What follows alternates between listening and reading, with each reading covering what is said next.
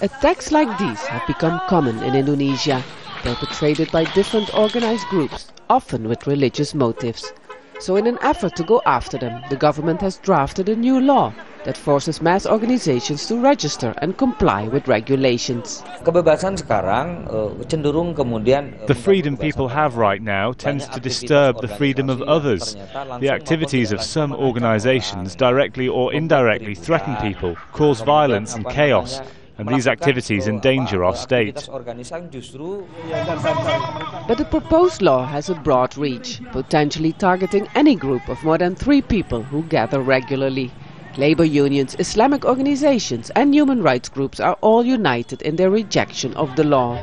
This is a setback. It's like going back to the authoritarian regime. These are efforts by the government to control mass movements, including our workers' movements. Street protests have become a very regular sight in Indonesia since the country has adopted democracy. The government now tries to curb the activities of mass organizations, especially those who have turned to violence.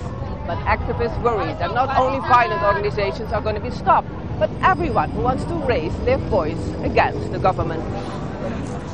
One of the largest Islamic organizations is trying to convince parliament members to drop the law. If the government wants to stop these violent organizations, why don't they just prosecute them according to the law? Is the government not capable of upholding the law? There are even indications that some of these violent groups are supported by the authorities. And now they want to force this law on us? The government says its main goal is to stop the attacks and prevent incitement of religious violence.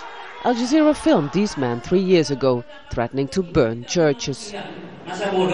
If the authorities don't want to listen, then we have no choice. Let's go out to demonstrate. Let's burn the churches.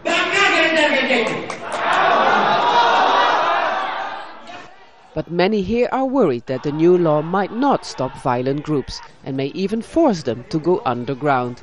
Vaessen, Al Jazeera, Jakarta.